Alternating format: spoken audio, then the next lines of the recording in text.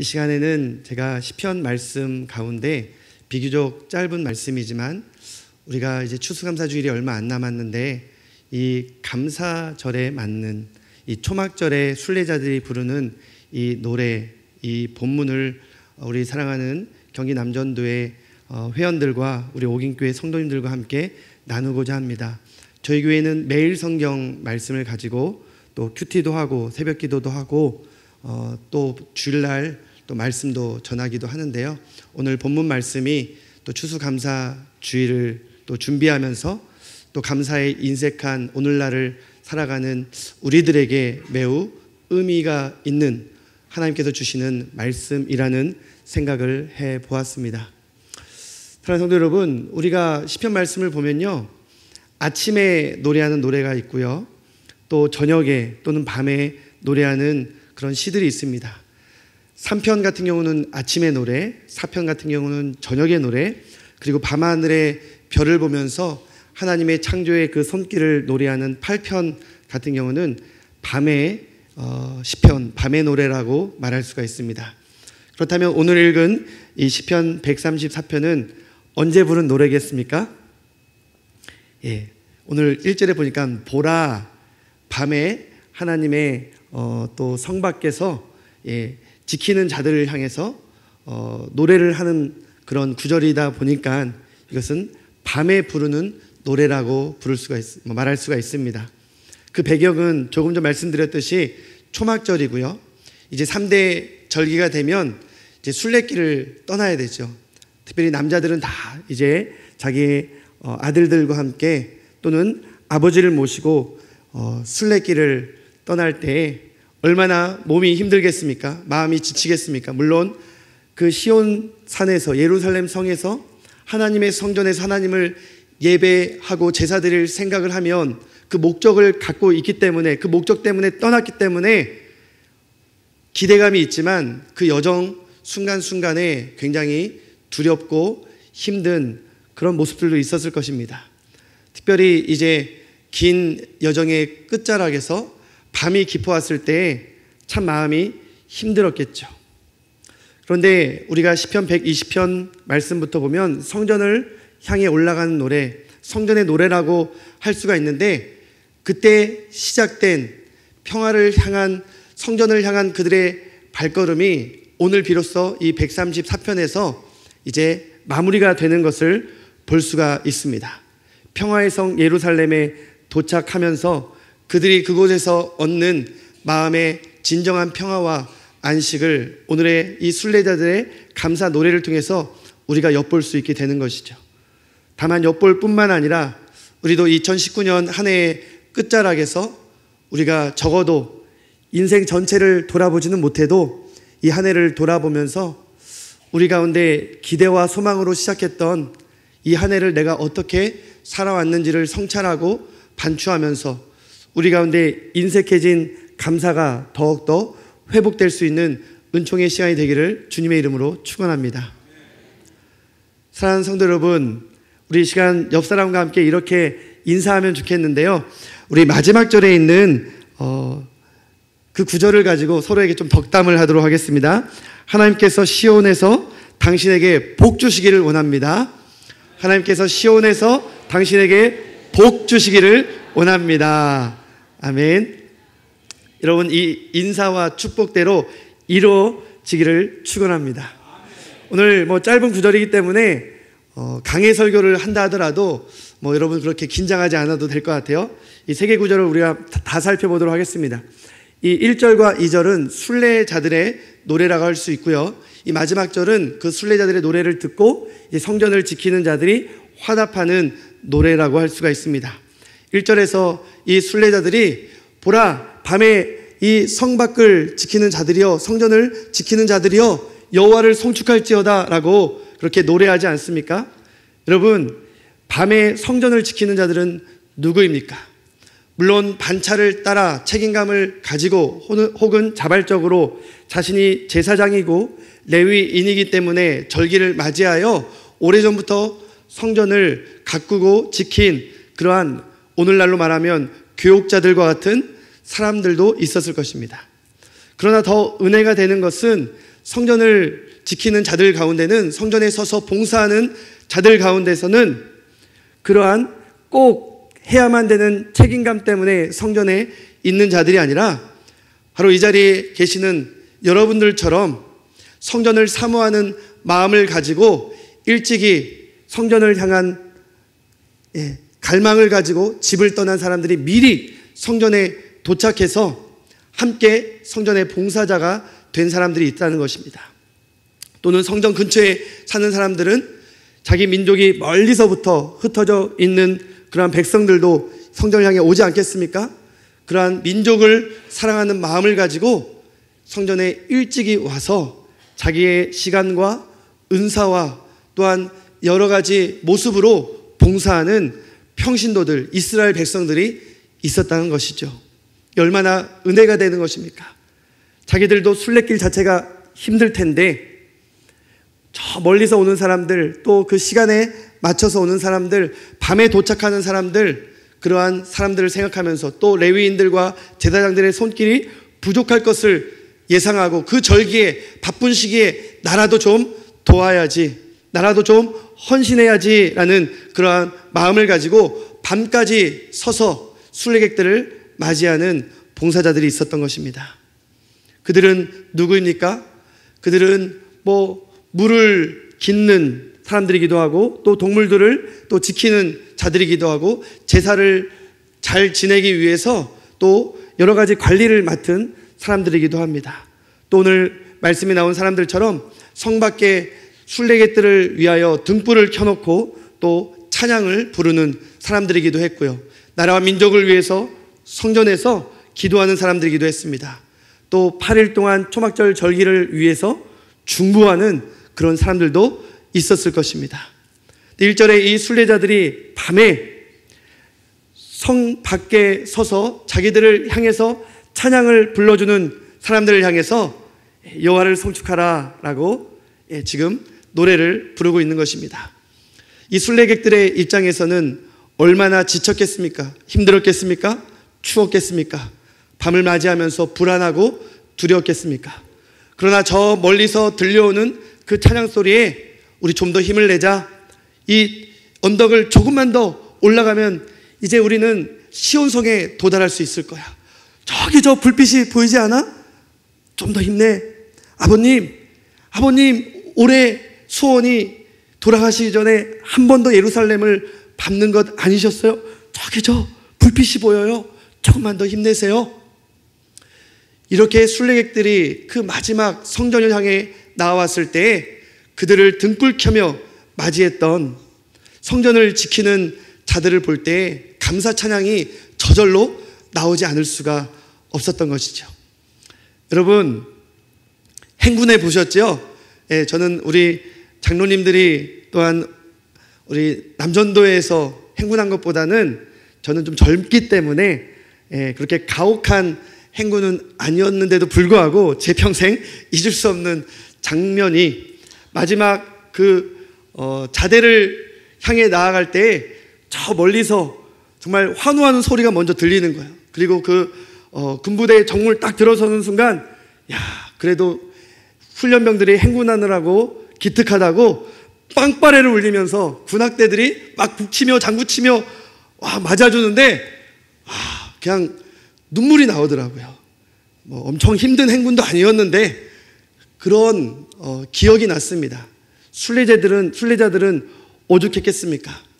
자기들만의 어려운 고난의 행진이라고 생각했지만, 그 여정이라고 생각했지만 그 끝자락에서 모두 다 함께 여호와를 경외하는 사람들이 만나면서 또한 자기들만 힘든 건 아니었을 텐데 자기들을 맞이해주는 그러한 찬양 소리, 또한 불빛의 모습을 보면서 너무나도 감사했던 것이죠. 이처럼 밤에 봉사하는 사람들은 성전에서 두 가지 일을 했다고 합니다. 불을 비추는 사람들.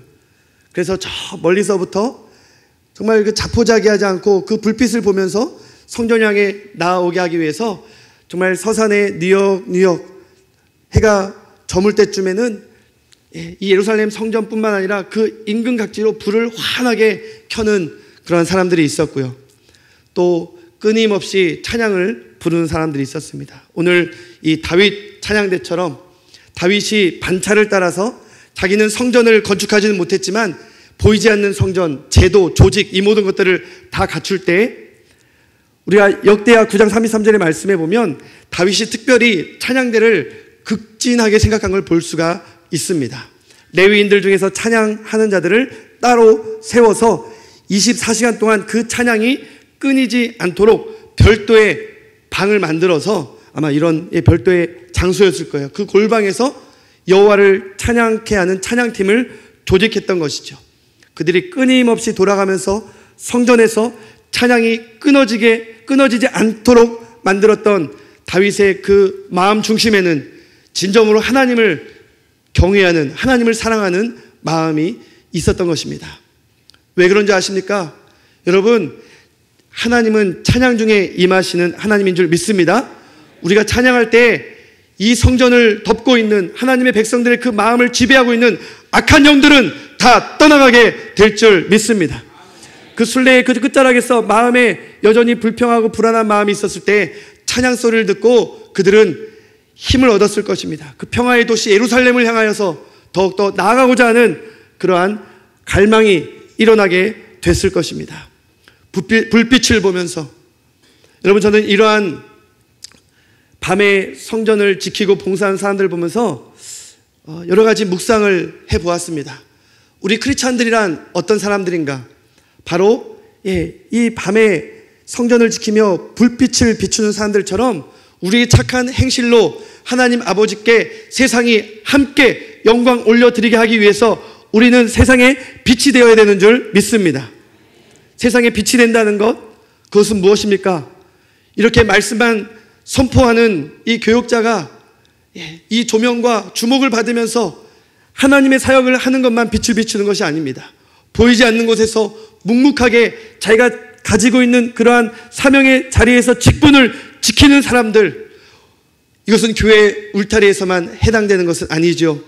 그러나 교회에서 자기의 사명을 다하는 사람은 교회 밖 울타리에서도 그 삶의 현장 가운데 예수 그리스도의 빛으로서 책임과 사명을 다하게 되는 줄 믿습니다.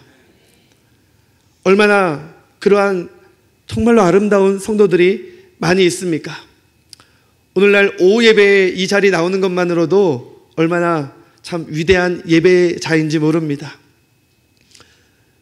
그러나 내가 지키고자 하는 그 예배의 자리, 내가 그 자리 벗어나면 결국은 나를 위해서 약속 잡고 나를 위해서 TV 보고 나를 위해서 쉬는데 그 시간 하나님 앞에 더 간절히 나아가고자 하는 사모하는 마음을 드리는 그 예배자의 중심, 저는 그곳에서부터 예수 그리스도의 빛을 발하는 착한 행실의 근본이 그 예배자의 마음에서부터 시작된다고 믿습니다. 사랑하는 성도 여러분, 이 예배 가운데 하나님의 강단에서 흘러나오는 말씀을 아멘으로 화답하고 우리가 은혜를 받으면요, 우리의 삶이 달라지고요, 우리의 언어 행실이 달라지게 되는 것이죠. 누가 인정하지 않아도, 누가 봐주지 않아도 그냥 보이지 않는 곳에서 나에게 맡겨진 것이 있다면 내가 찬양 대원으로서 여기 서 있는 자체가 중요한 것이 아니라 보이지 않는 곳에서 더욱더 열심히 연습을 하는 것이죠.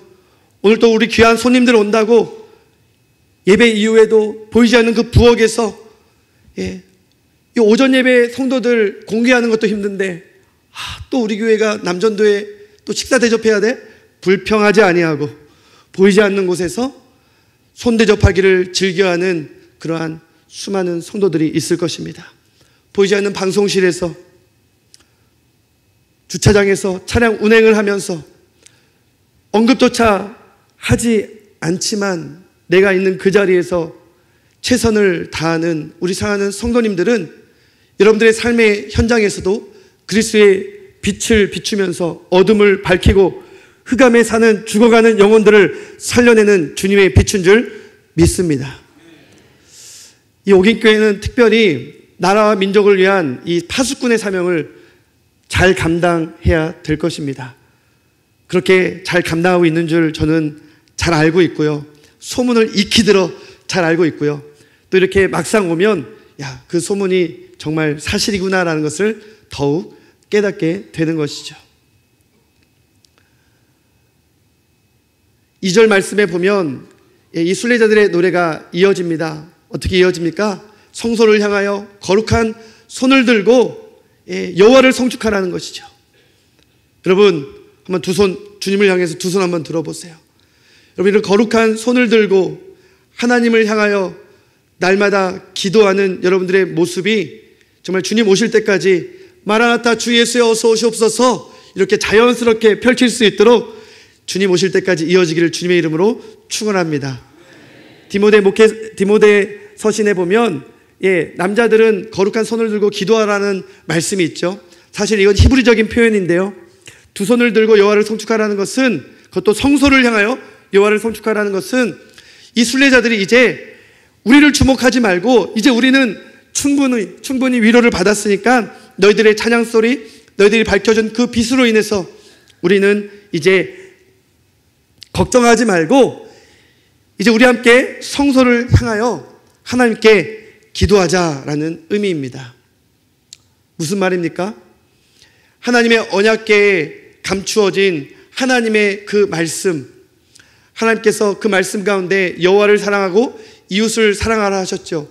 그 모든 말씀, 그 계명에는 하나님의 모든 성품과 인격과 속성이 다 담겨 있습니다.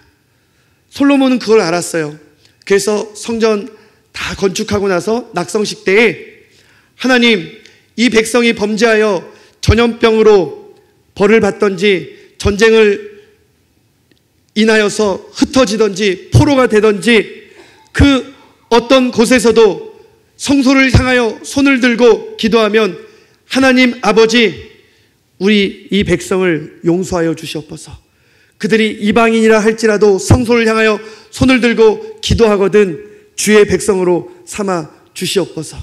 그러면서 뭐라고 기도합니까? 나의 백성이 다 겸비하여 그 악한 길에서 떠나 성소를 향하여 기도하면, 주의 얼굴을 구하고 그렇게 간절히 기도하면 하나님께서 그 백성을 향하여 긍휼을 베풀어 주시고 그 땅을 고쳐 주실 것이다라고 말씀하지 않으셨습니까? 성소를 향하여 기도한다는 것은 우리가 중보 기도하는 것을 말합니다. 도고 기도하고 정말 하나님 앞에 나라와 민족을 위해서 간구하는 것을 의미하는 것이죠. 그렇기 때문에 저는 이 옥인교회가 이 기도의 파수꾼으로 무엇보다도 이 나라와 민족을 위해서 가장 도구와 감사와 정말 간구의 기도를 올려드리는 선봉대 있기를 주님의 이름으로 축원합니다. 다른 사람들은 저 부산에서도 대구에서도 대전에서도 왜 이렇게 광화문을 좋아하는지, 여러분들은 그렇게 아침부터 그렇게 채비해서 서두르지 않아도 그냥 주님의 성전에 와서 예배하는 것만으로 이 나라 민족을 살리고 있는 줄 믿습니다. 얼마나 아름답습니까?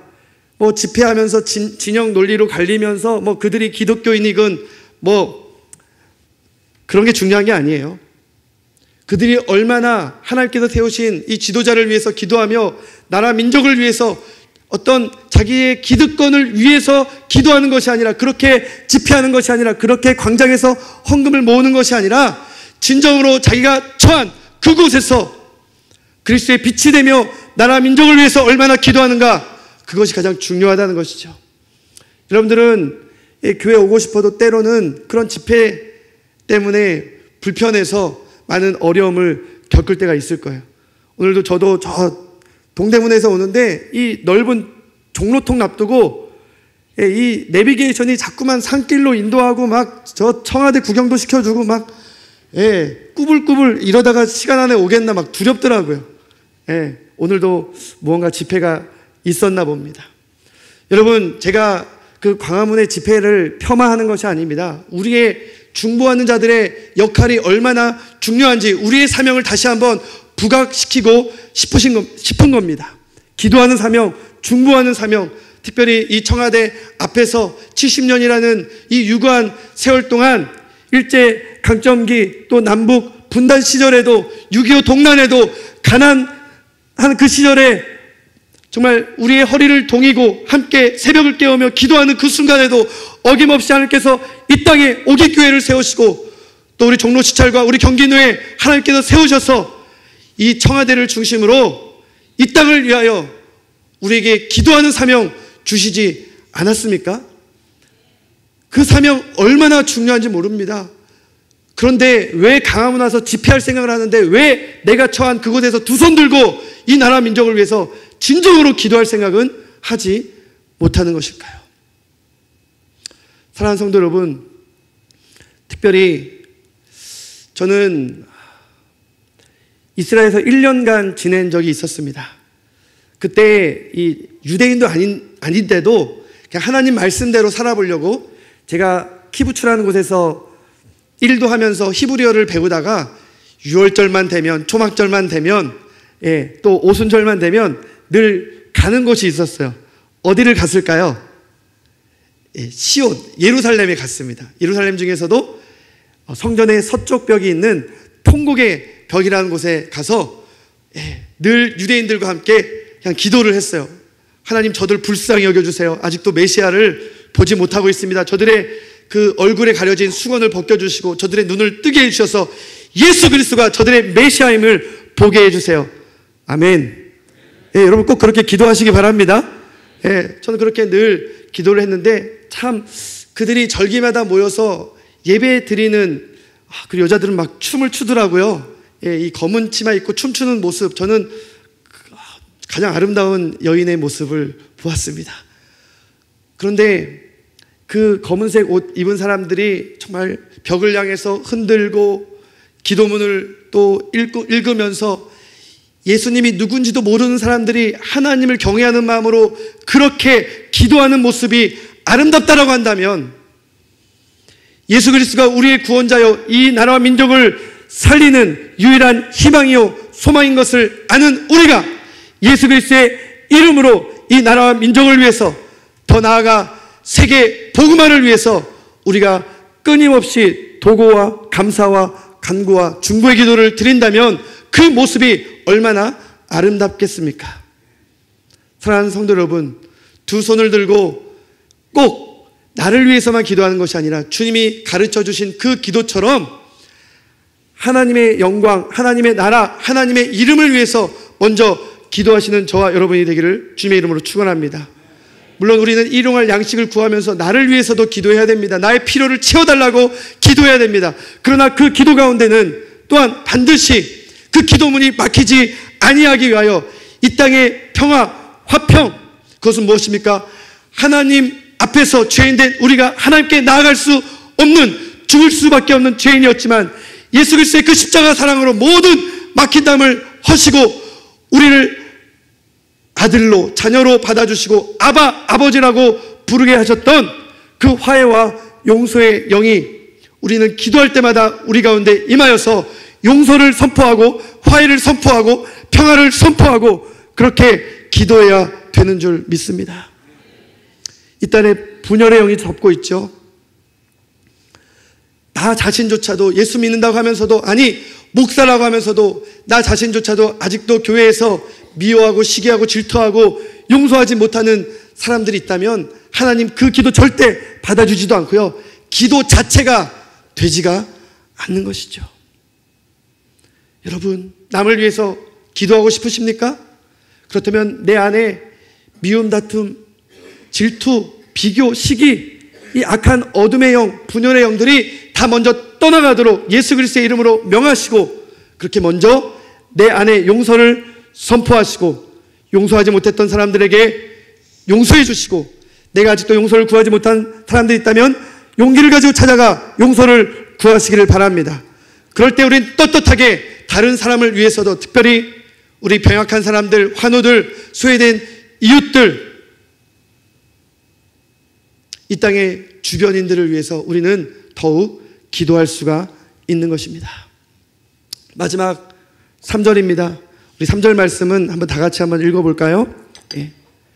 우리 화면에 안 뜰 수 있어요. 그러면 여러분 성경책 보고 3절 말씀 다 같이 한번 읽겠습니다. 시작.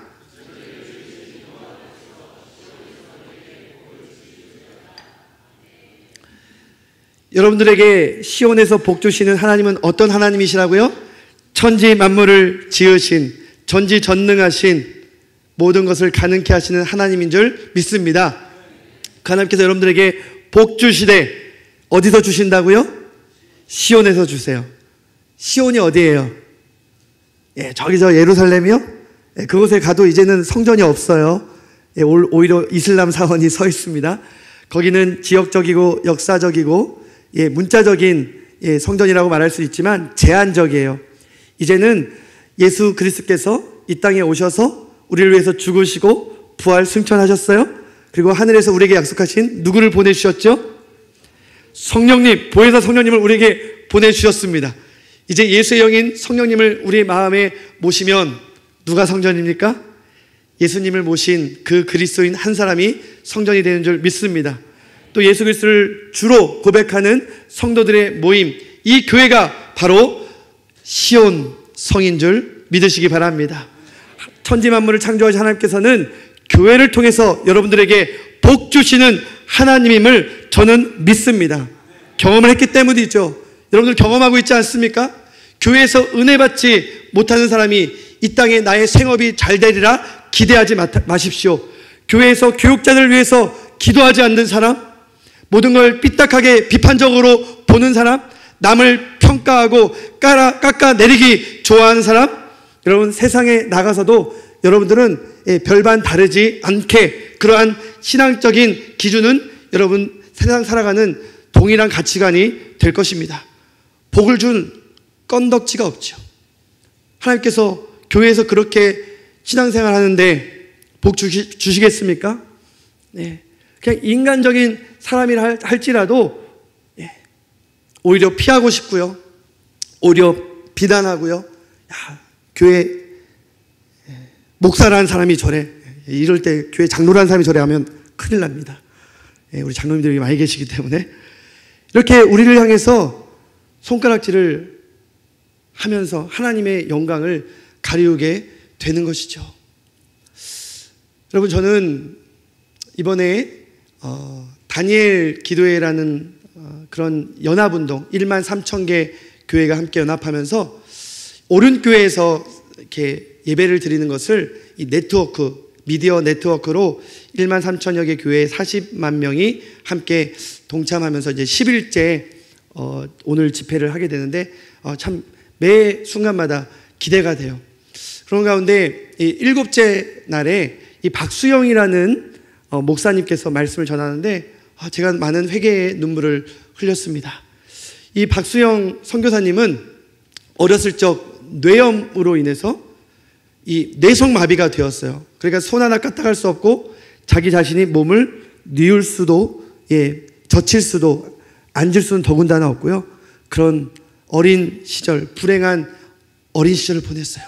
그런데 초등학교를 가게 될 때 당연히 학교를 못 갈 수밖에 없는 상황이었지만 그 어머니의 정성이 아주 극진했습니다. 얘를 보니까 머리는 똑똑한 것 같아. 이 뇌염까지 안 됐으면 아마 천재가 됐을 것 같아요. 그러니까 이 어머니가 이 아이를 그냥 학교에 뉘면서 같이 다니는 거예요. 자기도 이제 어차피 초등학교밖에 졸업을 못했기 때문에 우리 이 아이라도 끝까지 학교를 보내야겠다라고 그렇게 6년이라는 이 국민학교 시절을 보내면서 이 시험만 보면 다 100점을 맞는 거예요. 이 어머니는 지금 옛날 사람이기 때문에 어머니가 시험 쳐주는 게 아니거든요. 그런데 이 박수영 학생이 6학년 때 너무나도 특별한 아이를 만난 거예요. 아무도 자기에게 접근하지 않고 오히려 막 조롱하고 비판하고 수근수근 됐지만 한 아이는 너무나도 특별했습니다. 자기를 위해서 막 노트를 2배로 빨리 쓰면서 자기 노트 말고 이 수영 형제를 위한 노트를 매일매일 써주는 거예요. 그러면서 야, 나에게도 친구가 있구나, 친구가 생겼구나. 이제 이 친구가 나에게 부탁하는 것은 내가 뭐든지 들어주겠다라는 마음을 갖고 있었는데 이 친구가 어떤 부탁을 했을까요? 교회 가자는 부탁을 했어요. 여러분, 교회 다니는 사람은 무언가 특별함이 그 삶 가운데 늘 있습니다. 교회 가자고 말하니까 그 말을 뿌리칠 수가 없는 거예요. 그래서 교회를 친구의 도움을 받아서 가게 됐고요. 근데 교회는 뭔가 이 학교와는 다른 따스함이 있었다고 합니다. 그런데 문제는 어머니예요. 이 어머니는 굉장히 독실한 불자였거든요. 그러니까 어느 날 정말 이 비 오는 날 먼지 날 정도로 맞을 만큼 굉장히 핍박을 받은 거예요. 그렇게 나를 사랑해주는 어머니가 가지 말라고 했는데도 왠지 교회가 좋은 거예요. 그래서 그냥 맞더라도 교회를 갔다고 합니다. 그런데 이 아들이 좋아하니까 아들 이기는 부모 있겠습니까? 아들이 결국은 교회에 가도록 이렇게 포기했죠. 그런데 놀라운 일이 생겼습니다. 교회에서 예배를 드릴 때마다 무언가 조금씩 세포들이 살아났나 봐요. 이 아이가 어느 순간 팔을 움직이고요, 자기가 스스로 뒤집고요, 그리고 또 몇 개월이 지나니까 앉고요. 여러분 놀라지도 않아요? 심지어는 무언가를 짚고 걷기까지 하게 되는 거예요. 2년이라는 그 짧은 시간 동안 이 놀라운 기적을, 그동안 이 12년이라는 시간 동안 그런 일이 한 번도 없었는데 자기 아들에게서 그런 놀라운 변화가 생겨나니까 엄마가 교회를 가겠어요, 안 가겠어요? 같이 가죠. 그리고 이 중학교 2학년 때 이제 드디어 처음으로 세상 밖을 가게 된 겁니다. 교회, 집, 학교만 가다가 이제 세상 밖에 그 바닷가 구경을 가서 거기서 너무 좋았나 봐요. 그래서 수련회 때 은혜를 받고, 하나님, 저는 평생 교회에서 살겠습니다. 저는 평생 교회에서 봉사하겠습니다. 그러니까 하나님께서 주신 마음이 방법이 있다. 신학해라. 목사가 되라. 이런 마음을 주셨대요. 그래서 5년간 또 열심히 공부하고 경기고를 나왔습니다. 정말 우수한 대학에 갈 수 있었지만 그가 신학교를 가게 된 것이죠. 그런데 문제는 무엇입니까? 그동안에도 많이 좋아졌어요. 그런데 여전히 뇌성마비는 뇌성마비입니다. 장애우는 장애우예요. 그러니까 자기는 사역을 하고 싶은데 이 100통 넘게 이력서를 내도 자기를 사역자로 받아주는 교회가 한 교회도 없었다라는 것이죠. 현실을 깨달았습니다. 나는 주님의 일을 하고 싶은데 내가 전도사로서 사역하는 일은 현실적으로는 불가능한가 보다. 그래서 그는 신학교를 중퇴하고 결국은 컴퓨터공학과, 유수한 대학에서 유수한 성적, 수석이라고 말을 하더라고요. 그리고 프로그램을 개발하고 특허를 내면서 이제 자기가 가진 그 기술을 가지고 그래도 나는 하나님께 서원한 그 일을 할 거야. 자비량 선교사로서 러시아를 가게 됐습니다. 러시아에서 자비량 선교사로 많은 열매가 있었고요. 소문이 나서 한국에 오게 된 계기로 극동방송을 인터뷰하게 되었는데, 그때 하나님께서 그에게 주신 마음의 소원, 이 러시아 여자들을 보니까 너무 다 예쁘더래요. 그러면서 이성에 눈을 뜨게 된 거죠. 그래서 하나님, 저 같은 자도 하나님이 함께 하시면 짝을 허락해 주시지 않겠습니까? 주님, 나를 이대로 버리지 마시고 저 너무 짝 갖고 싶어요. 저에게 배필을 주세요. 그렇게 기도하고 한국에 오기 전에 40일간 금식 기도를 했대요.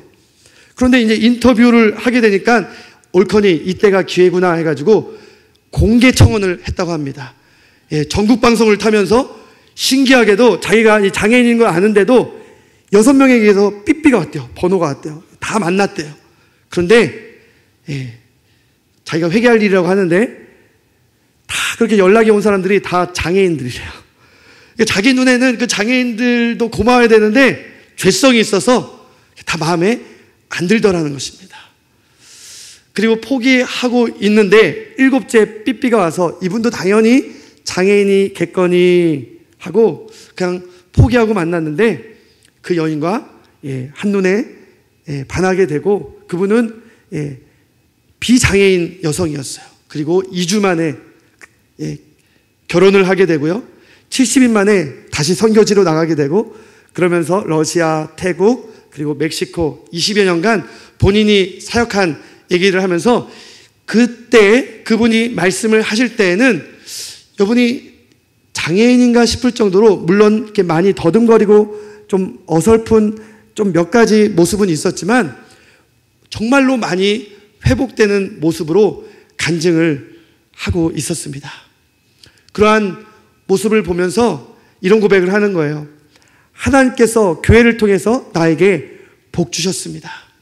내가 중학교 2학년 때 교회를 위해서 내가 헌신한 그 소원을 받아주셨지만, 내가 6학년 때 아무것도 아닌 나에게 한 친구가 다가와서 나를 교회로 이끌었을 때 그때부터 내 생명은 살아나기 시작했습니다라고 간증하기 시작하더라고요.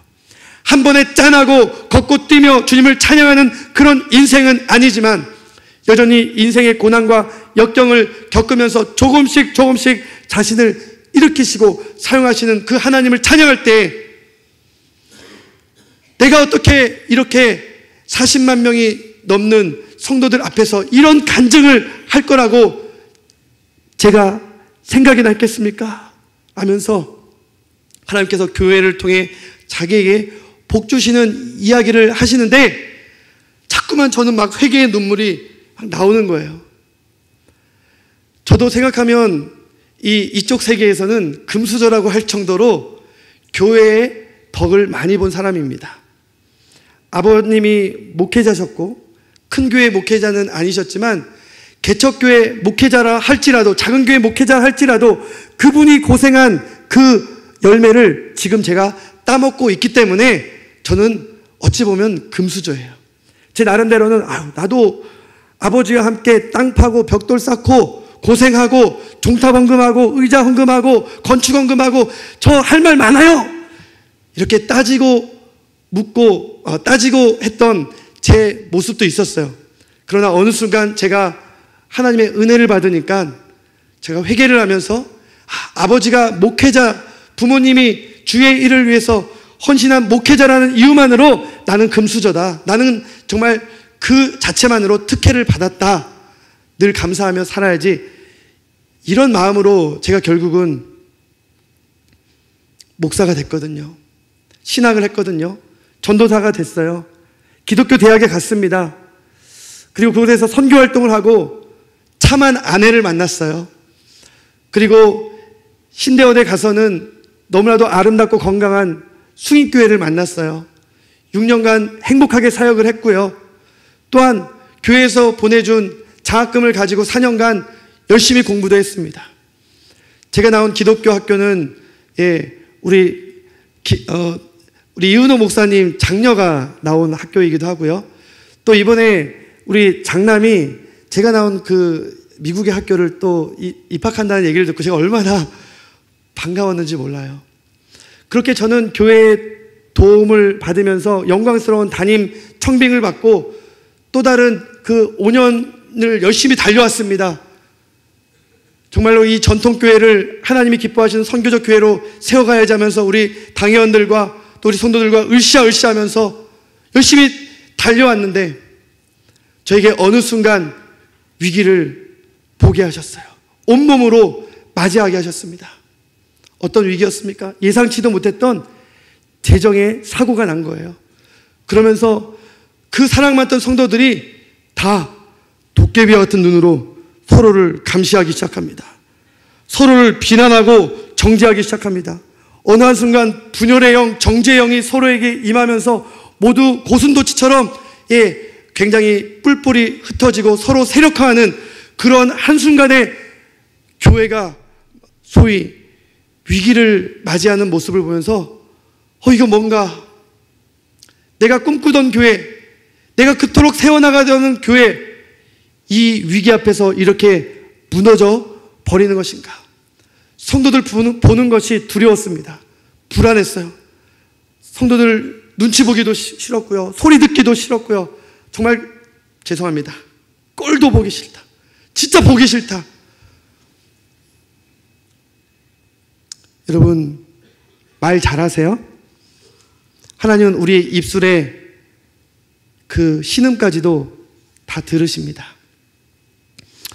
어느 순간 정말 성도들이 안 보이는 겁니다. 저 뒤에 그 늦게 오는 분들도 누군지 제가 다 잡아냈거든요. 다 알아봤거든요. 그런데 뒤에 있는 분들이 안 보이는 거예요. 처음에는 정말 하나님이 나를 위해서 눈을 가리셨나? 불안한 마음에 병원을 갔습니다. 그런데 보통 병이 아니라는 거죠. 믿기지가 않아서 동네에 3개의 병원을 똑같이 갔습니다. 당장 대학병원에 가라는 거예요. 소견서를 들고 3개월 동안을 모든 안과 권위자들을 찾아다니면서 많은 의학적인 상담을 받고 진료를 받고 정밀 검사를 받았어요. 그런데 다 얘기가 똑같아요. 이것은 의학적으로는 절대 고칠 수 없는 병이라는 것이죠. 그러면서 그분들 가운데는 기간까지도 말해줍니다. 앞으로 어떻게 병세가 진행될지 목사님이라고 하셨으니까 믿음으로 이겨내시라고 제가 말씀드리는 겁니다 하면서 너무나도 노골적으로 말씀하는 분이 계셨어요. 2년 안에 앞으로 실명을 할 거라는 그런 의사 선생님들의 이야기를 몇 분들에게 확인받고 나서 저에게 분노가 일어났습니다. 원망이 생겨났어요. 나는 지금까지 주님의 일을 위해서 그나마 열심히 살아왔고 달려왔는데 하나님 정말 제가 성도들 보기 싫다고 했다고 정말로 이러시깁니까? 왜 이러세요? 하나님 저에게 왜 이러세요? 3개월 동안 새벽 기도도 안 나갔어요. 너무나도 원통하고 분해서 성도들도 보기 싫고 하나님도 보기 싫고 아무것도 손에 잡히지 않는 겁니다. 누구 하나 책임지지 않으려는 그런 상황 가운데 그래도 교회를 사랑하는 사람들이 기도하기 시작했고 정말로 뜻하지 않은 사람들이 교회에 철저한 감사를 시작했고 결국은 당회원들도 하나가 돼서 7일을 하면서 교회는 어느 정도 안정되기 시작했지만 이제 또 다른 문제에 직면하게 된 겁니다. 담임 목사가 눈이 안 보인대. 그러나 너무나도 감사한 것은 이런 장애가 있을 때 더 쉽게 내칠 줄 알았던 성도들이 저의 손을 더 꼭 잡아주는 겁니다. 함께 울어주는 겁니다. 함께 기도하고 있다라고 말씀해 주는 거예요. 그리고 장로님들은 목사님 한 달 정도 안식월 다녀오시죠. 교회 걱정하지 마세요. 저는 꽃피는 봄에 안식월을 다녀왔어요. 다녀왔더니 성도들이 목사님 더 좋아지고 계시죠? 더 잘 보이시죠? 제가 얼마나 기도 많이 했는지 몰라요. 뭐라고 대답해야 돼요? 예, 잘 보입니다. 너무 잘 보여요. 기도해 주셔서 감사합니다. 그렇게 6개월이 지났습니다. 그러나 이제는 한치 앞조차 보이지 않게 되는 그러한 상황에 직면하면서 저는 점점 더 절망하게 됐습니다. 그 1년이라는 시간이 저에게는 왜 이렇게 괴로운지요. 하나님의 말씀을 전하는 이 주일만 되면 이 원고 책이 보이지 않기 때문에 그런데 내색은 할 수 없고 잘 보이는 것처럼 그렇게 말씀을 전해야 되는 그 부담감 때문에 늘 밤을 꼬박 새우면서 예전에는 원고를 마쳤을 때 야 이제 설교 준비 다 했다 이렇게 생각을 했지만 이제는 원고를 마치고도 끊임없이 반복하고 암기하고 말씀을 전해야 되는 그 불안감으로 시간들을 보냈습니다. 그런 중에 작년 이맘때에 다니엘 기도회를 온 교회가 하게 되었고 그 강사 중에 저와 똑같은 병세를 가진 분이 간증을 하기 시작했습니다. 그는 눈만 안 보일 뿐만 아니라 듣지도 못하는 분이에요. 그러니까 말이 어눌하죠. 그러한 분이 지금 그림을 그리면서 완전히 자기의 시야가 가려질 때까지 자기는 하나님 앞에 쓰임받고 싶다면서 그러한 간증을 어눌하게 하는데 제가 얼마나 그 순간 회개하고 하나님 앞에 통곡했는지 모릅니다. 그러면서 이제 자신감이 생겼어요. 내가 성도들 앞에서 진실해야겠구나. 더 이상 속이지 말아야겠구나. 목회를 그만둘 수 있다라는 이 불안감까지도 하나님께 맡겨야겠구나. 12월의 어느 날 성도들 앞에 하나님의 말씀이 말씀하게 하는 대로 저의 상황을 솔직하게 이야기를 했습니다. 그런데 더욱 놀라운 것은 성도들이 그 자리에서 함께 눈물을 흘려주고 있다는 것이죠. 그리고 지금까지 1년이라는 시간 동안 저는 우리 사랑하는 하나님이 사랑하시는 교회를 통해서 많은 사랑을 받고 있고 기도를 받고 있습니다. 할렐루야. 저는 교회가 이런 곳이어야 된다고 생각해요. 옥인교회는 너무나도 제가 감사한 것이요. 아무도 저의 이런 마음을 몰라주잖아요. 그런데 뭐 이렇게 참 이 근처에 시각장애인 학교가 있어서 그런지 몰라도 이은호 목사님이 그 소식을 듣고 마치 그 욥의 친구들이 달려와서 함께 울어준 것처럼 저와 함께 울어주시고 또 이 교장 선생님도 만나게 해주시고 또 앞으로 어떻게 살아가야 할지 함께 고민할 수 있도록 저에게 많은 도움을 주셨습니다. 우리 옥인교회는 사랑부, 장애인부가 있어서 보이지 않는 사람들, 듣지 못하는 사람들, 또한 몸이 불편한 사람들, 이러한 사람들을 정말 하나님의 사람으로 극진히 섬기고 또한 아름답게 동행하는 모습이 있는 교회라고 저는 잘 알고 있습니다.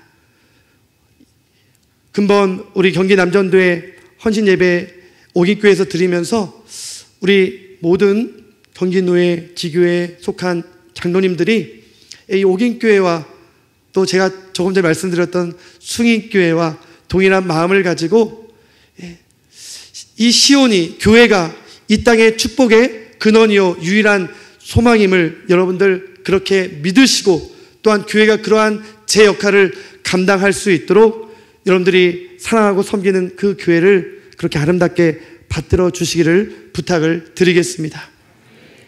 사랑하는 성도 여러분, 오늘 말씀을 마치면서요, 우리가 나아가는 그 길 앞에 시온의 대로가 활짝 열려야 되는데 우리는 때로는 힘겨운 그 여정 속에서 원망하고 불평할 때가 많이 있습니다. 그러나 감사라는 것은요, 우리의 과거를 돌아볼 때 하나하나 하나님의 그 인도하심을 헤아려 볼 수 있게 하는 아름다운 눈이 바로 감사인 것이죠. 그 감사의 눈으로 내 걸어온 길을 돌아보고 하나님께서 인도하신 그 은혜를 헤아려 보면요, 우리의 마음이 어느새 부드러워지고 그 부드러운 마음을 가질 때 결국 내 앞에 놓인 정말 불명확하고 확실하지 않은 그 미래에 대해서 하나님이 열어놓으신 시온의 대로를 보게 될 것입니다. 그래서 우리는 끝까지 시온을 향하여 나아가게 될 것이고 그 마지막 순간 새 예루살렘과 정말 새 하늘이 열리면서 우리를 맞아주시고 안아주시고 우리의 눈에 눈물을 닦아주시면서 구름같이 둘러싼 허다한 무리들과 함께 정말 우리가 영원히 하나님 나라를 왕노릇 할 수 있도록 우리를 존귀한 자로 세워주실 그날을 맞이하게 될 것입니다.